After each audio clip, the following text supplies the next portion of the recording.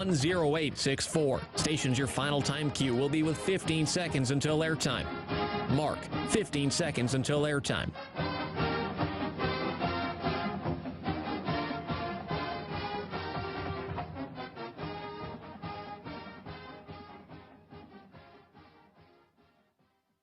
The following is a presentation of Learfield. Welcome to Duck Insider. Our whole athletic department, there's a level of expectations of success. Throw, catch, touchdown, Oregon. He can run and slam. This is back out for a three. Left wing is good. In the air to center, back at the wall. It's out of here. Really excited that we get to rep our Ducks and hopefully come back to Eugene with some championships. Indoor track and field national champion. Oregon repeats as the Pac-12 champion. And for the fourth time in the last 6 years, the Ducks are Pac-12 champions. We have so many teams that are excelling right now, and it's really fun to be a part of.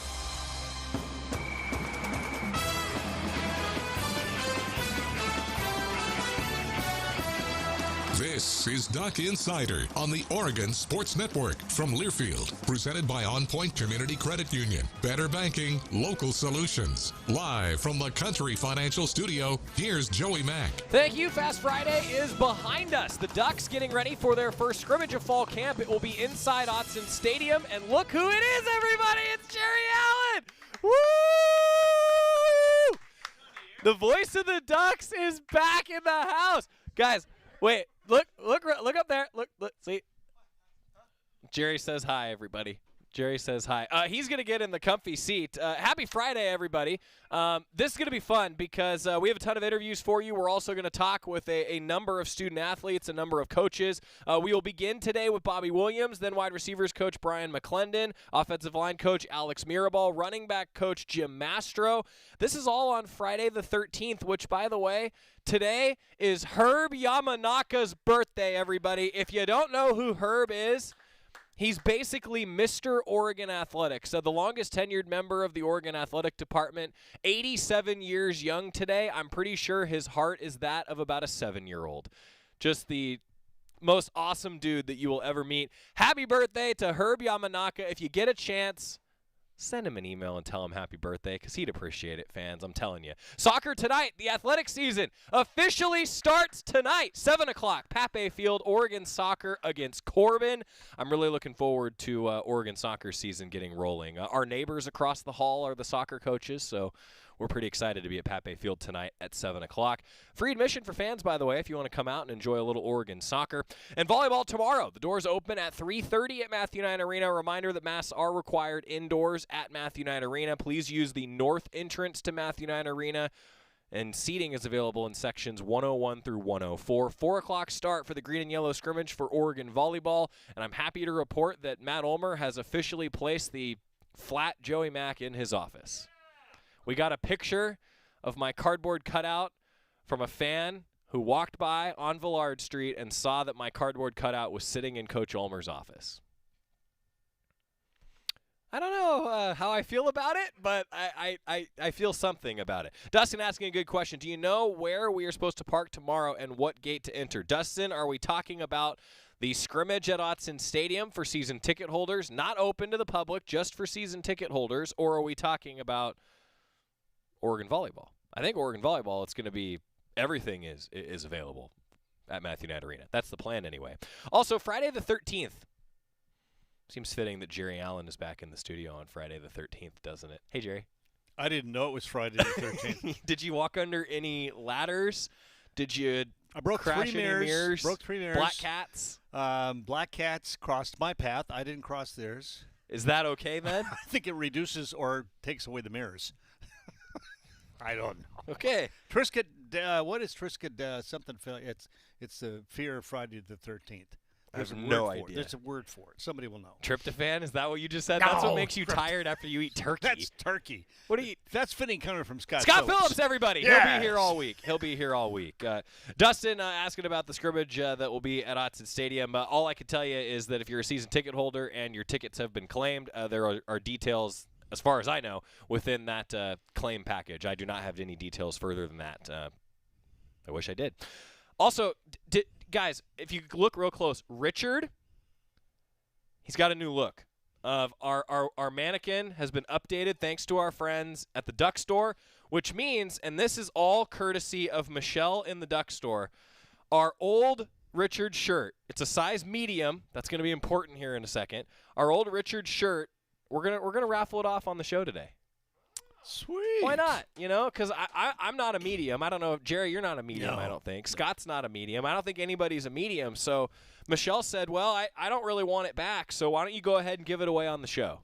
So before we get out of here today, Jerry and I are going to think of a fun way to give this away to somebody who's tuning in live with us in the 1 o'clock hour. Something to do with the Facebook or YouTube comments. We'll give it away. I'm going to let Jerry decide. Oh, okay, I'll take it. Well, that was easy. That was easy, everybody. Nah, we're going to give it away. Hey, so scrimmage tomorrow. It's a big evaluation day for the Ducks. It was a fast Friday inside Autzen Stadium, and now Oregon getting ready for the first scrimmage of fall camp. But what do you look for in the first scrimmage, voice of the Ducks?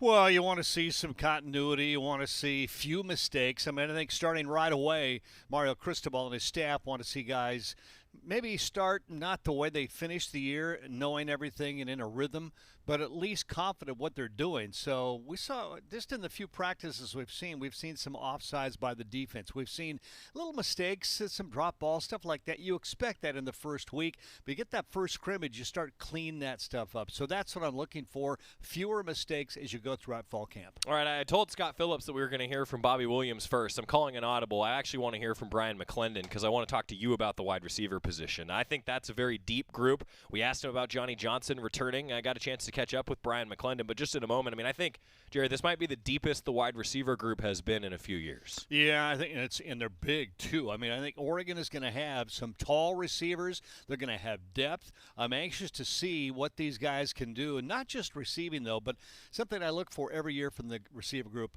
are the downfield blocking, because when Oregon has been really successful running the ball or with that short passing game, it's the wide receivers and the tight ends that spring those long runs. So have we got some blockers on this wide receiver group, or they just want to catch the ball? We'll find that out very, very soon. I think they're going to rotate a lot of guys tomorrow, and that's what I'm going to be looking for. Let's hear from Brian McClendon, the Oregon wide receivers coach, as we kick off our scrimmage preview, hearing from a bunch of the offensive assistant coaches today.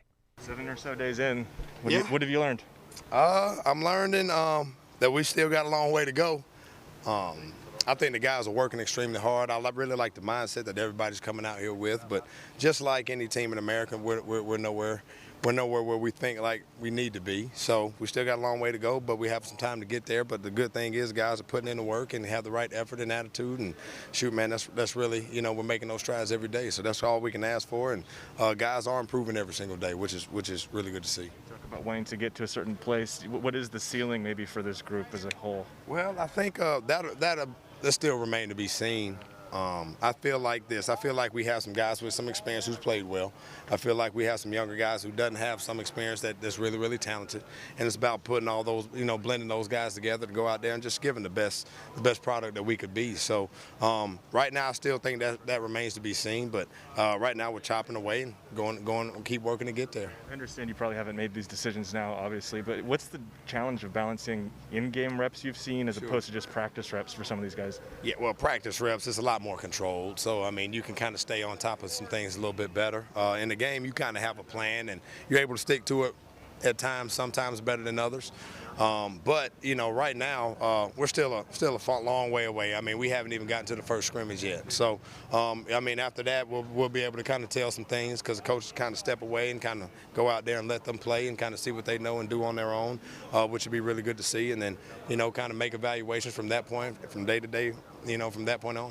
How big is it to have Johnny back just so far in this camp for your unit? Yeah, I mean, it's great. Johnny's played so much ball, but just his attention to detail and his attitude and his approach to every single day is really, really, really great to have. I mean, not just for my room, but just for the team in general. A couple of those young guys, Troy, Dante, what's the next development for both of those guys? What do you need to see from them? Yeah, we just got to keep Coach says keep stacking the days, and that's what we got to do. So those guys have done a great job. They approach it well. Like you said, they're still just 7 days in. Still have a long way to go. But shoot, man, those guys will keep working, and I think we'll get there. You've obviously worked with some really talented wide receiver groups at your other stops before you got here. What's your excitement level? How do you approach working with this much talent? After what you had last year. Sure. Well, talent doesn't always mean production. Right, and so we got to do a really good job of making sure that the production meets the talent, and so and that's about going out there and doing everything right, and so going out there and you can't just rely on just because you run fast doesn't mean you can get behind people. So there's some things that you got to do on the way to be able to get behind people. So just making sure that the how-to is beat into their head as much as knowing what to do. So I feel like if we do that, then we'll be in good shape. That's Brian McClendon, the Oregon wide receivers coach. We talked with him after practice today. All right, we've been discussing how we're going to give this away before the scrimmage tomorrow. I think we're going to do a trivia question. So it's going to have to do with Oregon and Fresno State. So know your Oregon and Fresno State history. It's a question that we had to double-check that we knew the answer to. So I think it's a pretty good one. Or it's going to be too good of a one, and then no one's going to know the answer. Like what part of Minnesota is Fresno State in? Flag on the play. Flag on the play. My first shot. I just got here. I got a flag. Oh, this is great. Guys, the flag is back. That's embarrassing. Didn't take Scott Phillips long. So, Jerry, also, we've added a new addition to the set. Oh. Scott and I both have mini mallets now. I'm covering up. I'm just telling you, I'm covering up. Well, I don't trust you. Well, last time, do you still have the video of you hitting Jerry in the head with the flag? Yeah, I mean, that's some classic stuff. Anyway, we're trying to decide what we need to, when do we use the mini gavels? Order in the court. Well, this isn't the court. I mean, that's what you use a gavel for. Right. When it gets out of control. You are out of line, sir. Yeah. When Georgie and I get going, when all three of us get going, Scott can use it to bring us back to order. But I don't like giving Scott power. Well, you know what? He's already got it. That's true. He cuts the cameras. he turns our mics on and off. Yeah. Hey, when we come back, it's Duck Insider presented by On Point Community Credit Union. You're going to hear from Bobby Williams and more with the voice of the Ducks after this on the Oregon Sports Network from Learfield. Dear Exit Strategy, no matter which Toyota you choose, there's an exit from the ordinary to match. See you soon, Toyota. Visit your local Toyota dealer or Toyota.com today. Toyota, let's go places. From the weight room to the classroom, on the field and off it, On Point proudly supports University of Oregon athletics because student athletes do so much more than bring us pride on game day. They bring our entire community together in Eugene and all across Oregon. So whether you're watching the game in the stadium, at home, or at your favorite local business, their success makes all of us stronger. On Point Community Credit Union. Join in. OnPointCU.com. Federally insured by NCUA. Equal housing opportunity. Dear Exit Strategy, no matter which Toyota you choose, there's an exit from the ordinary to match. See you soon, Toyota. Visit your local Toyota dealer or Toyota.com today. Toyota, let's go places. Your daily dose of Oregon athletics. This is Duck Insider from Learfield.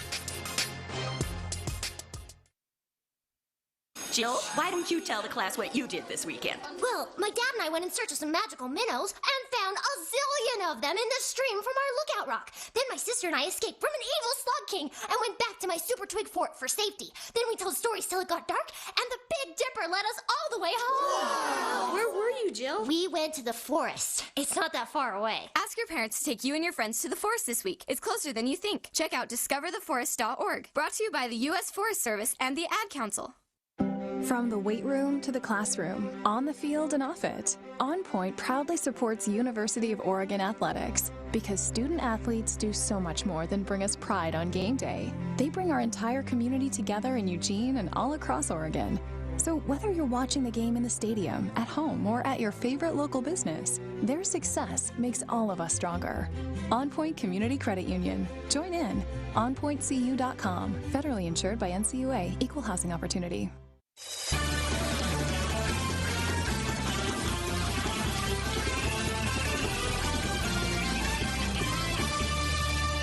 We're back on Duck Insider, presented by On Point Community Credit Union inside the Country Financial Studio. You know, it's a Friday when Jerry Allen is here, the voice of the Ducks. Hey, did I tell you that I already made our picks spreadsheet for this year?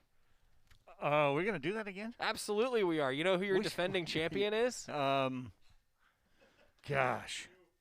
You know, we were talking about wide receivers. Uh-huh. Are we going to get to like running backs, quarterbacks, and line? We'll go through the whole thing like quarterback now? Sure. Okay.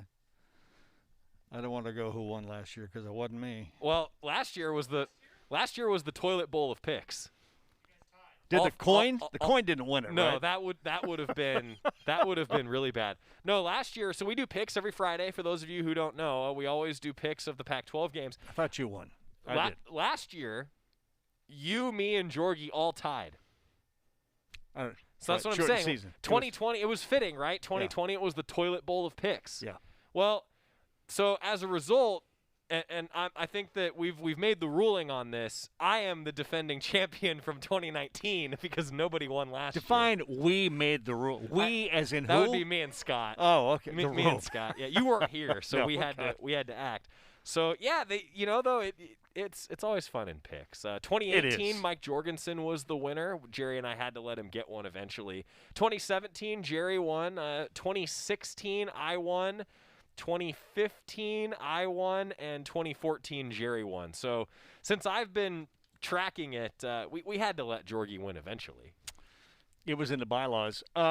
What's the totals since we started? Have you totaled those up? You mean how many? Like who's won the most? Who's won the most since we started doing this? You've won twice. Jorgie has won once. I've won 3 times, and then we've tied once. I actually look at the numbers of wins. How many games each? Is that? Oh, jeez. Yeah. I could add that up in my spreadsheet here real quick. Not important. Let's talk football. Yeah. Well, that is football. What? But yeah, we've made so picks return. By the way, our first pick will be before the Hawaii UCLA Week 0. 11 games, right? Something like that. Well, the first week actually we're going to have a little more than that because of that Hawaii UCLA Week 0 game. So. That'll count toward the standings, but yeah, I'm looking forward to it. It's gonna be good to be back to that. So we've decided on a trivia question. So here you go, everybody. Those of you that are live with us in the 1 o'clock hour, and David just said Fresno is on Cali in the YouTube comments. I don't think he got your joke, Jerry. If you're in the YouTube or the Facebook comments right now, okay, we're giving away a size medium 20th anniversary of the O shirt. Here's the way we're gonna do this. If you answer this question, and you have to be the first to answer this question, then I will give you the email address for me, and we're going to figure out a way to send it to you. How about that? That's great. That's a good one. That seems like a good way to do it. Seems like a good way to do it. Okay, here's the question. The last time that Oregon played Fresno State was in 2012. Who was the Fresno State head coach the last time that Oregon played Fresno State? That's a great question. It is a great question. Yeah. All right, here's what we're going to do. While those of you who are live with us in the 1 o'clock hour in the Facebook comments or the YouTube comments, I'm looking at both to see who gets it first. Scott's helping me. John says Tom. Oh, now he says Tim D. Do we, he said, John's got the right answer. I think John's got it. John, well done. That's it. Well done. It was Tim DeRuiter. That was fast. Yeah, Tim DeRuiter. That's right. So, John, you've got yourself a medium long sleeve.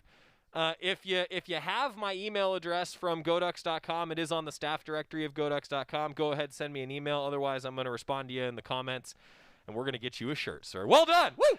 Well done. Hey, and thanks to the Duck Store. Michelle down in the Duck Store is the one who made that possible. She said, go ahead, give it away to a lucky fan. Thanks to Michelle in the Duck Store for always outfitting Richard. And, well, let's be real. We're essentially mannequins, too, right? Yeah, I for love the Duck Michelle. Store. She's a sweetheart. She really is. Makes the best hot chocolate in the game, too. Yes, she does. There's no doubt about that.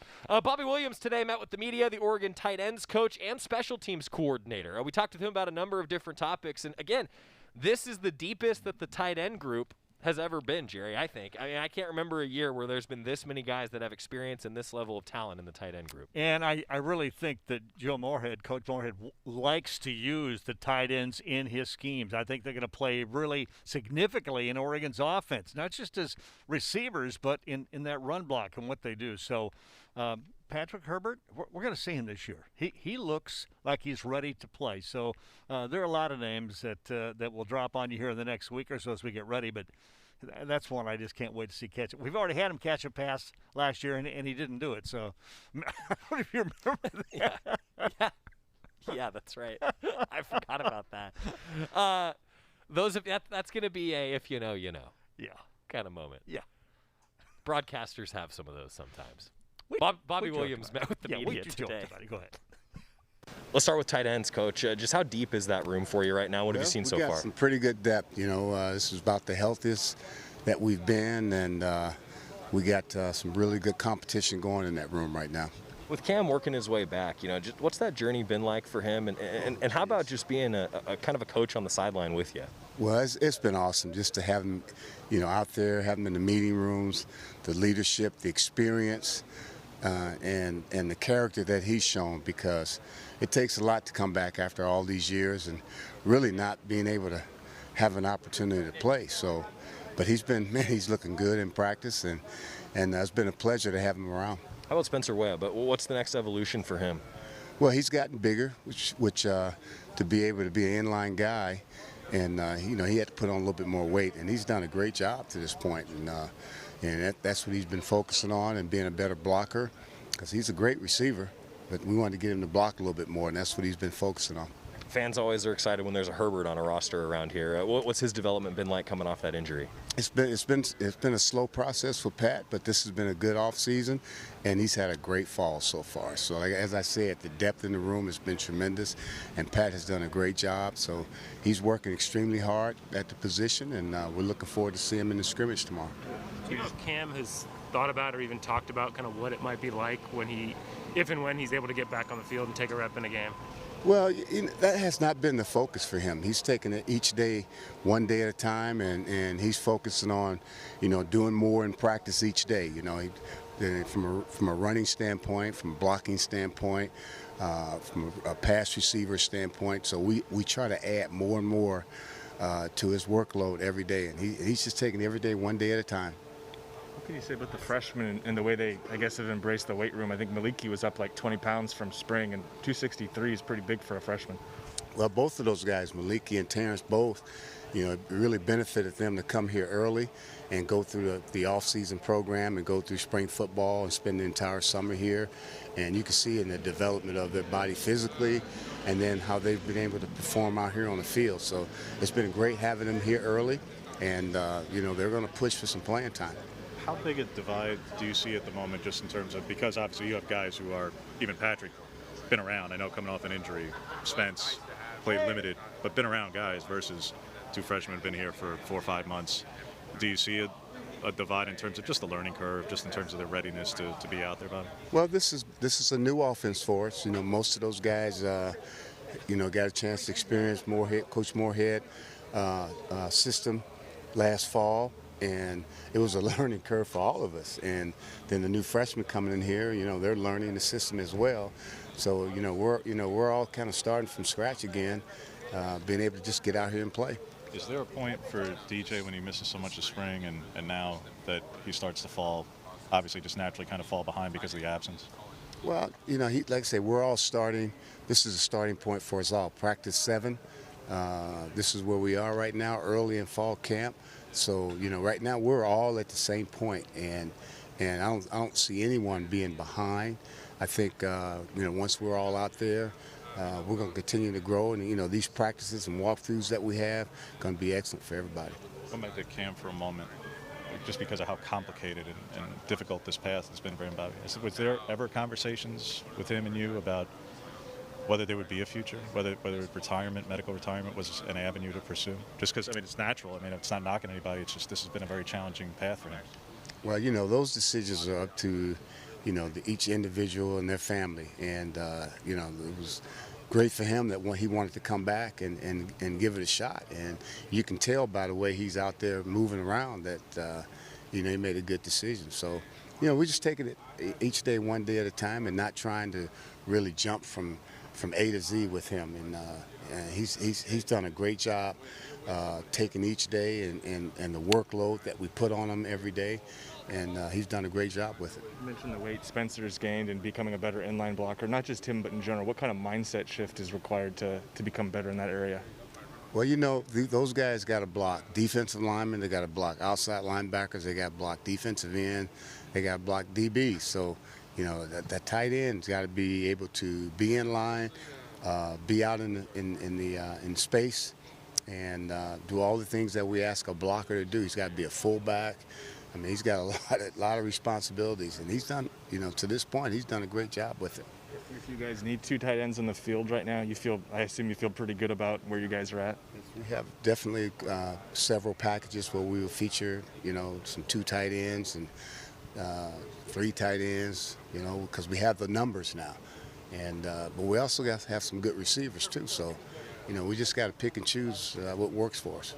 How about special teams? What's the development been like for your special teams unit? You happy with the progress so far? Well, the one thing we have is a lot of depth. We got a lot of young guys that we're taking a look at, and it's been really nice to see all the guys, jumping in there and getting some reps and trying to figure out, all the different things that we're doing with the special teams unit. So getting a lot of work here in fall camp. Who are some of the guys that you like in the return game so far? Who's made strides there? Well, we're looking at a number of guys back there. Chris Hudson, got Travis. From the young guys, Seven McGee. Seven's been doing a great job back there. I mean, it's going on and on. Mikael Wright, of course. So I don't want to make sure I don't miss anybody. But even JJ. You got Johnny back there doing some things. So we got a number of guys back there getting some reps, and they've done a great job, man. Keep fielding the ball and trying to figure out who's got the instinct, that type of thing. Yeah. So Tom Snead actually cut a pretty significant amount of weight compared to a year ago, Bob. Was that, you don't usually see punters and kickers fluctuate that much necessarily? Was that a conscious decision or just something that kind of happened? Well, Tom's a little older now. He's been here, now for 4 years and spent a considerable amount of time in the weight room, and he's really developing physically, and boy, he's hitting the ball really well now. Do you need different traits from a punt returner compared to a kickoff returner, or are those kind of synonymous for you? Say that again now. Do you need different traits as a punt returner as opposed to a kick returner, or are those basically the same for you? Well, it's 2 different things.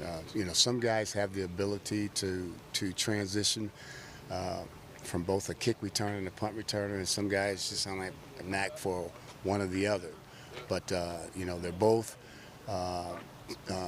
opportunities for guys to make a play and give us positive field position for the offense. But we have some guys that can do both. We have some guys really focusing on one or the other. What makes Mikael someone capable of doing both? Say that again? What makes Mikael someone capable of doing both? Well, we've got him working both as a kick returner and a punt returner, both. And he had a couple of explosive returns for us last year, and then, the 2 he had 2 years ago, so in the kickoff return game. So we're going to look at him as a punt returner as well. Is Cattleman basically picking up where he left off, or is he adding in that kickoff? We got a pretty good battle going right now in our kicking game, so we just want to wait and see how that thing settles out. But, we're getting a lot of kicks in, both on the kickoffs and our field goals and our punts. A lot of good information there, talking special teams and tight ends. The Ducks, I think, feel pretty good about their returners. And, man, Henry Cattleman, if he can pick up where he left off, that would sure be a big, big bonus for the Ducks. Not bonus. That might be the wrong word even. That's just a huge key, I think, maybe for Oregon. Yeah, something Oregon has been missing, I think, to be honest, is that ability to bring a kicker in and need a 45-plus or 40-plus field goal on a regular basis, something you could kind of count on. That's been missing. Cattleman seems to be there. I think his consistency is good. He had a 52-yarder in the spring. He's got the legs, so I think they're going to be good. One thing I noticed about Bobby Williams, he really pounded on the depth on special teams as well as tight ends.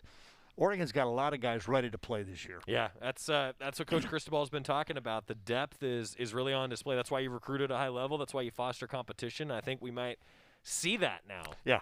Over the course of this season, last year, look, we know that last year everybody was dealing with depth issues, and Oregon was no secret. This year, hopefully, it's a little bit different. Everyone's maybe a little deeper because you got guys coming back for an extra year, and the Ducks have put together, back-to-back best recruiting classes in program history. Usually a good formula for success. Yeah, and they've had a whole year, a real year to practice, off-season weight conditioning, a spring season. So this is more of a normal year now. They're really ready to go. We're going to talk running backs and offensive line when we come back. First scrimmage inside Autzen Stadium tomorrow. The Ducks, well, they're playing themselves, but it's a heck of an evaluation period for Oregon. We're back after this on the Oregon Sports Network from Learfield. After 2 years of construction, my wife and I finally moved into our dream home. So when a bathtub fixture broke, causing major water damage, I was glad we had the home insurance protection we needed. How do you know your home is protected? Talk to a Country Financial rep like me, Nick Simon. We can help you understand your options and select coverages to meet your needs. Then if something happens to your home, you won't have any surprises. Need the right coverage for your home but not sure where to start? Visit TakeSimpleSteps.com or contact a local Country representative. From the weight room to the classroom, on the field and off it, On Point proudly supports University of Oregon athletics because student athletes do so much more than bring us pride on game day. They bring our entire community together in Eugene and all across Oregon. So whether you're watching the game in the stadium, at home, or at your favorite local business, their success makes all of us stronger. On Point Community Credit Union. Join in. OnPointCU.com. Federally insured by NCUA. Equal housing opportunity. You're listening to Duck Insider. Duck Insider on the Oregon Sports Network from Learfield.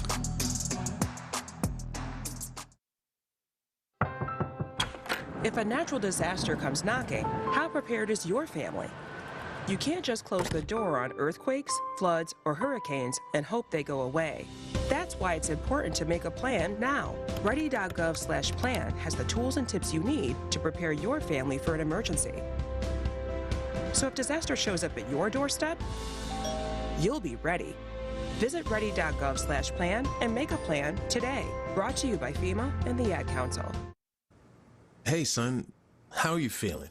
I'm fine, Pops. What's on your mind? I can't explain it.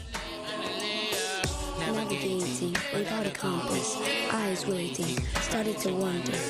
Metamorphosis, the loss of who you thought you was. When your kid can't find the language, help them find the lyrics. Listen to the Sound It Out album and get tips and tools to start a conversation at sounditouttogether.org. Brought to you by Ad Council and Pivotal Ventures.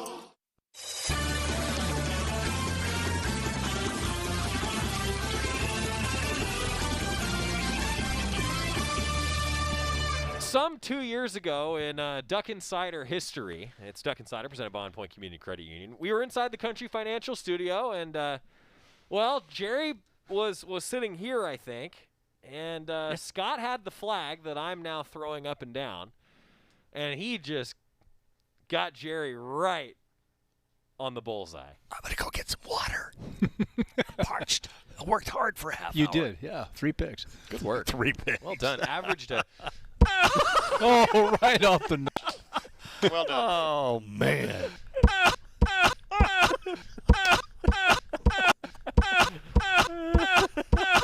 Oh, right off the noggin.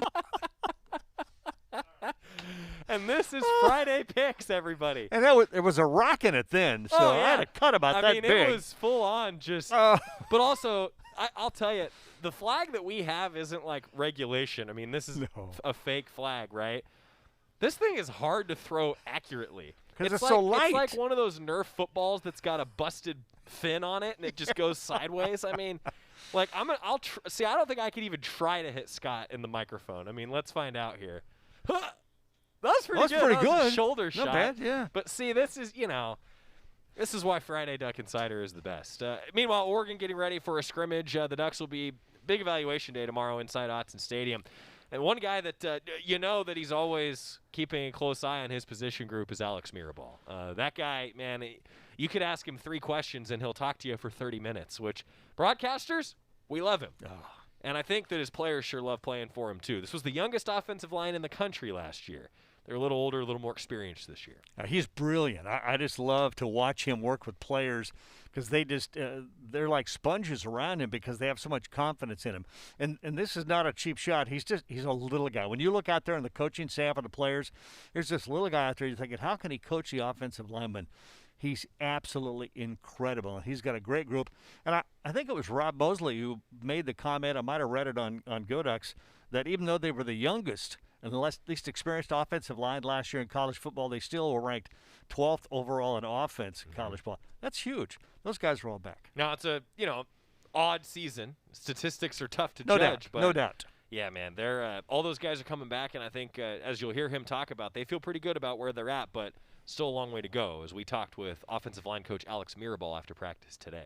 A little more than a week in. What have you seen so far from your unit? What do you like? You know what? An increase in physicality, an increase in the mentality that's necessary to to deal with the challenges of playing football, playing up front in the trenches. So we got to just continue to see that growth and on a consistent basis. You know, there can't be ups and downs. We just want to be steady. So just got to keep working on that. You know, we keep working on that. We'll continue to grow as a unit up front. I always hear you talk about 5 bodies, 1 mind. Yeah. You feel like you're getting there with a lot of guys right now? Yeah, you know, it's 5 men, 1 mind it's kind of the mantra, because those guys have to be on the same page, you know, and we are shuffling in a lot of guys right now, you know, obviously you got to try to create the depth, you know, create the flexibility and the versatility in case somebody goes down, you know. So right now it's not like, hey, you 5 guys are going to ride. And so sometimes that communication, obviously, when you shuffle guys in and out, there's, you know, but they got to get used to it, you know, because you might have to do that during the course of a game.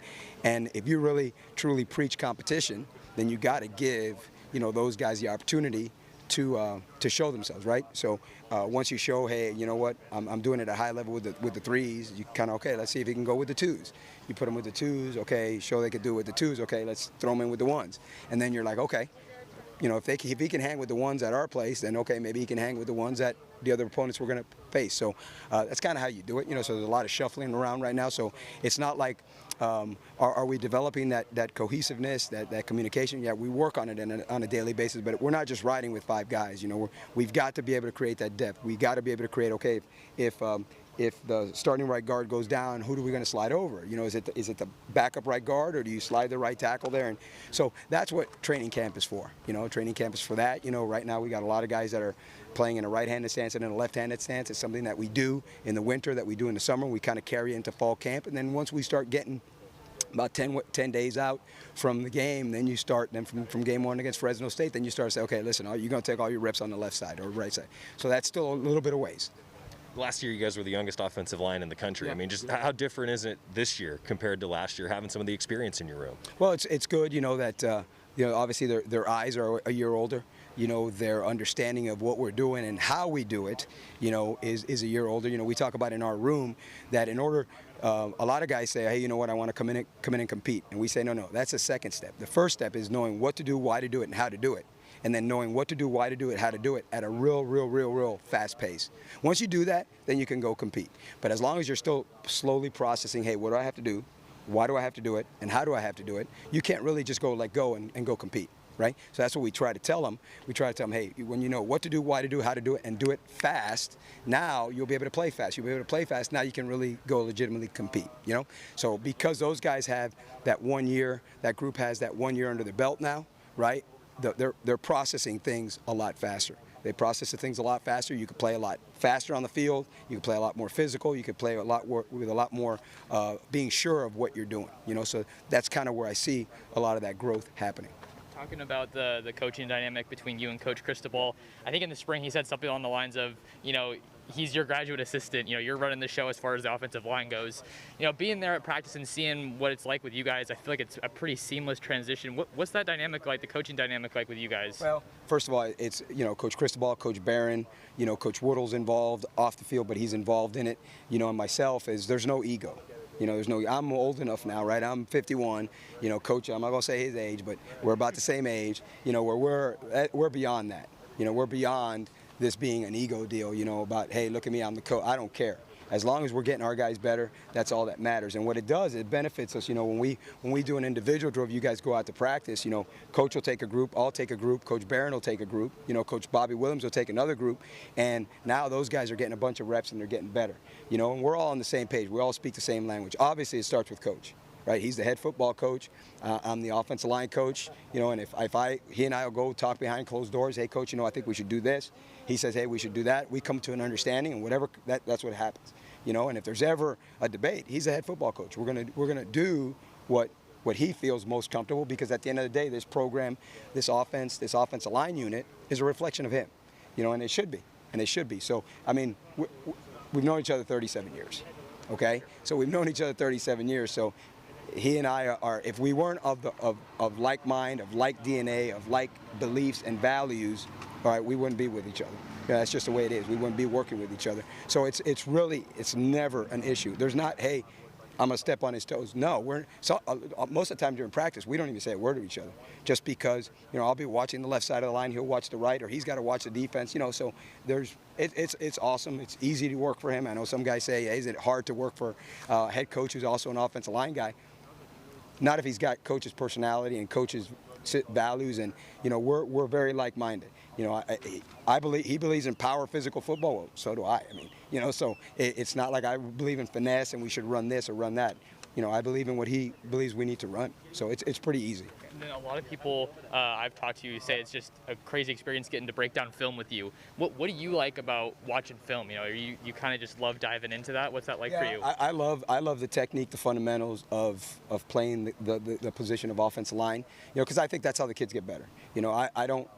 There's certain things that I love from an offensive scheme standpoint, but I'm not the offensive coordinator. So wherever I've ever been, if the offensive coordinator wants to do this, my job is to get it done. Now, the offensive coordinators I've been with, including Coach Moorhead, they'll let me get it done however I think and Coach thinks we need to get it done.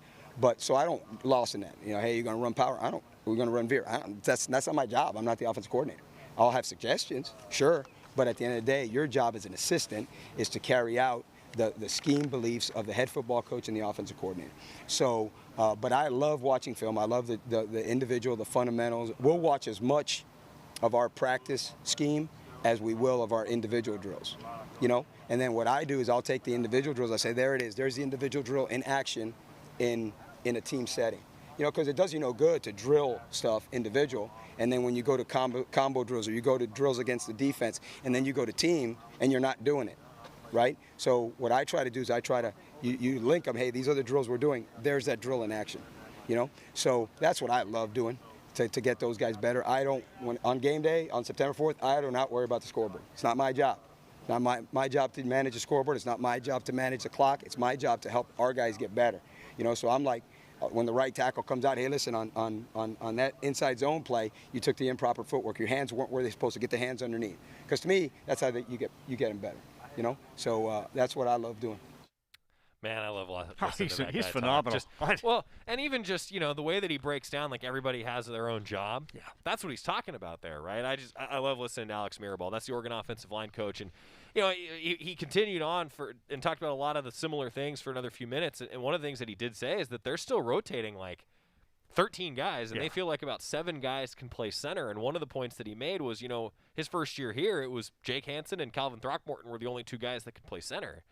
I think that alone just speaks to the way that the Ducks have recruited over the last few years under Coach Cristobal. They've filled the needs, and now hopefully that translates to wins this year. Yeah, I think they've recruited versatility. I mean, they're combo guys that can play guard, tackle, that can play center, can fill in and help each other out. And that's when you go through a college football season, it's physical, and guys get banged up, and sometimes guys get tired. If you can rotate 7, 8, 9 guys, which would be ideal on the offensive line, but 4 or 5 guys that could maybe relieve each other on one side of the ball or the other, you're hurting the defense who cannot keep up with that.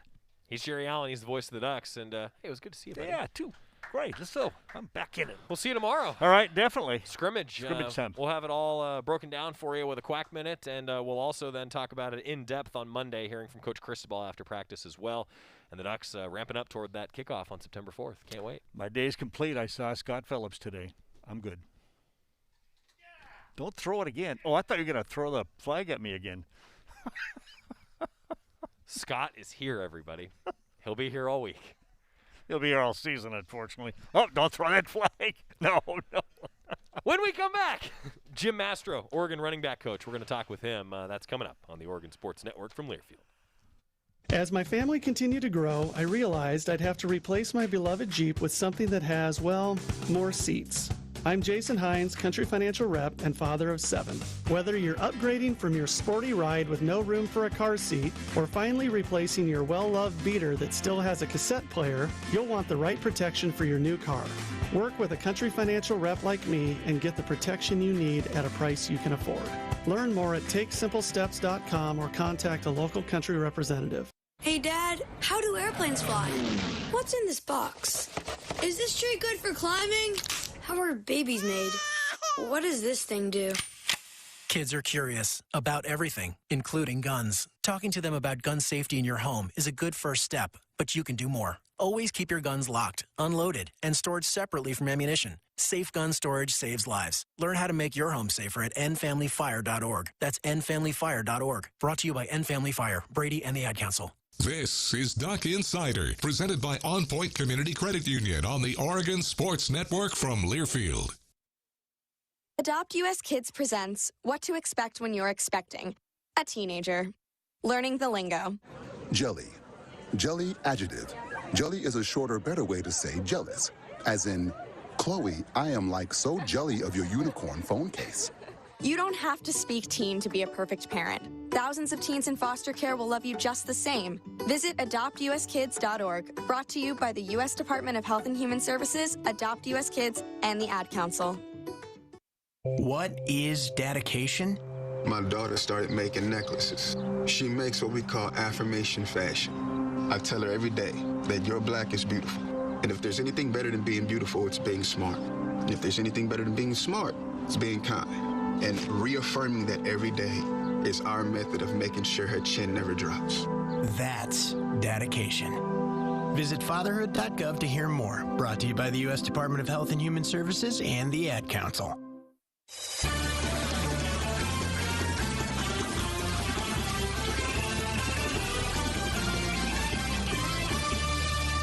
Back inside the Country Financial Studio, it's Duck Insider, presented by On Point Community Credit Union. Happy Friday, everybody. The Ducks with a fast Friday practice today, getting ready for the scrimmage inside Autzen Stadium tomorrow. All of our assistant coach interviews today brought to you by our friends at the Willamette Valley Cancer Institute and Research Center. Fight like a duck with cancer care you can count on. Let's talk running backs. Oregon running back coach Jim Mastro. He has a very, very good group with guys like C.J. Verdell and Travis Dye, who had to really carry the load in the spring. They didn't have a lot of depth in the spring due to some injuries. Now guys like Trey Benson coming back. Sean Dollar's working his way back. And they've added a few names to that group as well. Jim Mastro talking about that and more, the Oregon running back coach here. The next three, you got a couple of true freshmen arriving this summer, and Trey coming off a serious injury. Just what do you see from the three young guys? Yeah, I mean, good. Those two young guys are kind of what we thought they were. You know, it's just all about reps with them. Just got to get them up to speed as fast as we can. Trey's almost back to 100%, and once he's back to 100%, it'll be a good battle for that 3 spot right now. In terms of tomorrow, you're expecting Seven and Byron to get the lion's share? Yep, absolutely. Will CJ and Travis do anything tomorrow? Yeah. Okay. Mm-hmm. Based on what you saw in the spring, you confident, you know, the depth of this group, you happy, you kind of where you guys are at right now? If some of the younger guys need to step in, they're capable of doing so. Yeah, absolutely, yeah. I love this depth we've had since I've been here, so it's a good problem to have. Coach, you guys, it's kind of been a tradition at Oregon to have just an embarrassment of riches in the backfield. How do you kind of approach that, being the coach there for that position? I mean, my job is just to get them all ready to play. I mean, you know, we have a lot of depth, a lot of talent back there. You know, we have one ball, and we're in a one-back offense, so you got to pick and choose where you play them and get the best out of each one of them. You know, they all do things differently. They're all good at something else, so you got to put them in the right spot to make plays. You obviously expect a lot of your guys, Jim. At the same time, running back is one of those skill positions that, I mean, traditionally speaking, you can get on the field faster at there, so, you know, on the line to scrimmage or quarterback or something. Mm-hmm. Do you ascribe to that, or because you ask so much, is it a little bit of a adjustment to? No, I do. I agree with you 100%. You know, with our backs are so involved in the passing game now. That's kind of the big thing they have to learn is in the passing game where they go and where they fit. And so once they get that figured out, you know, you gotta let them go play. You know, it's just nothing beats game reps. And so tomorrow in the scrimmages, we got to get those guys game reps. What's Byron's biggest skill set? I mean, if Seven is more the agile, nimble guy, yeah. What's Byron bringing to the table? Big and powerful. You know, he's big. He's 210 pounds, and he still hasn't figured out his body yet. Once he does, I mean, it's going to be, endless for him. Coach, when we're looking at Travis Dye, I know when I kind of first learned about him, I know he was a smaller guy, more known for his speed, but he just really developed in kind of a do-it-all guy. What can you say about his development since he got here? Oh, absolutely. I mean, COVID last year took away from the year that he had. You talk a guy that averaged 20 yards a catch and like 7 yards a carry. That's unheard of. But I think because of all the distractions last year, no one really recognized what he did. Now he's taken his body and his game to the next level. I mean, there's not two better backs in this league than Travis and CJ. And I'll go to the end with that. These guys are two experienced, smart, physical backs. I don't know if this is getting too much into it, but it's like we were talking about with so many talented backs. How do you kind of go about selling Oregon when there's so much talent ahead of them? To maybe guys that are looking to come in. It's hard to get a guy that's going to start right away maybe when there's so many good guys here. Yeah, well, just to make a long story short, that's why we take one back every year only. It's like a quarterback. You take one quarterback every year. We're going to take one back every year. That's how you sell it. So does that mean you're looking at 7 more as a receiver then? You guys nope, we're not taking him back in this year's class. Oh, okay. So that was kind of my selling point to coaches. I wanted Byron so bad. Give me him last year, and we won't, as of now, take one this year. Yeah, 'cause I know you guys got into the picture a little bit later with Byron, correct? If that's correct. Yep. But so you said you wanted him so bad. What made you want him so badly? He's just an elite. He's an elite. Him and 7 are elite athletes for freshmen.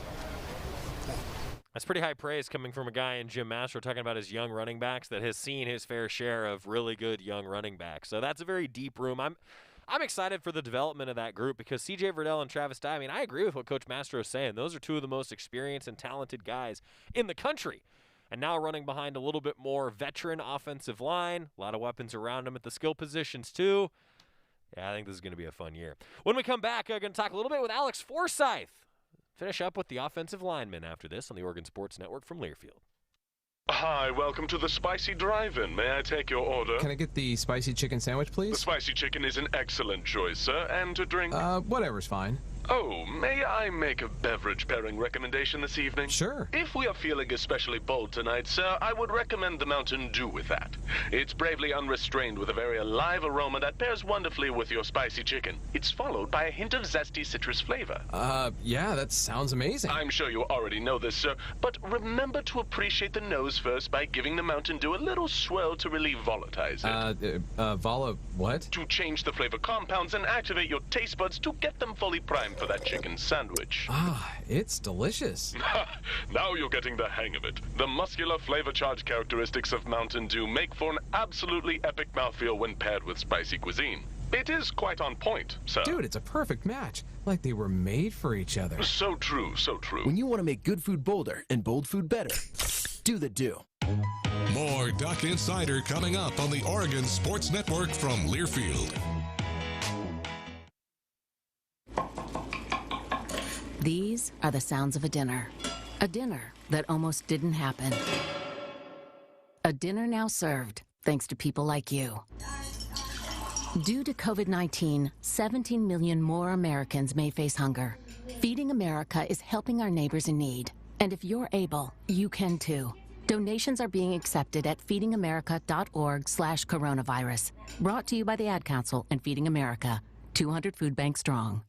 It's time for today's STEM tip. Okay, you know recycling is important. No one wants plastic in the ocean. Here's a cool way to repurpose a plastic bottle. Build an awesome terrarium. Cut a large plastic bottle in half and fill the base with sand, pebbles, potting soil, and your favorite plant. I chose an African violet. Put the top of the bottle over your base and place it in the sun. Your plant will grow sealed in its own ecosystem. Fun, right? Learn more at She Can STEM. A message from the Ad Council.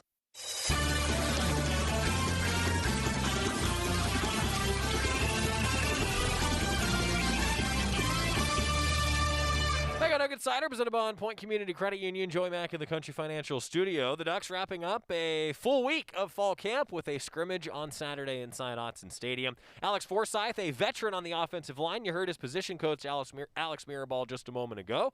How about Alex Forsyth, the starting center and a real leader on this team? He talked with some members of the media today. Last year you guys were the youngest line, the least experienced line in the country, and now everybody's back. What's been like this camp? Yeah, it's been good. Getting with the guys, getting rotations in, just working with different guys, and just building that chemistry because that's so critical at the offensive line position. So I like having that is just getting those reps in team periods and individual periods.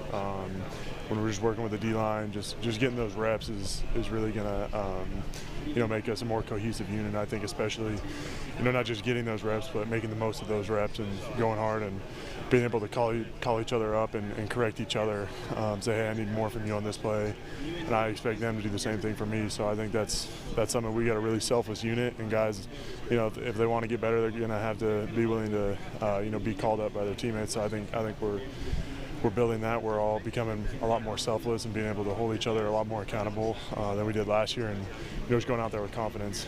Does it feel different than last year at this time? Yeah, definitely. Last year we had no fall camp really. So I think just getting to fall camp, you love football and you love to do it. So practicing and getting to practice in August is always a great time. That's always when your team improves the most, and that's where you find out the most about each other is when it's hot outside, and you gotta go consecutive days in a row. That's when you find the most out about people and who really loves football. So we got a group that loves football.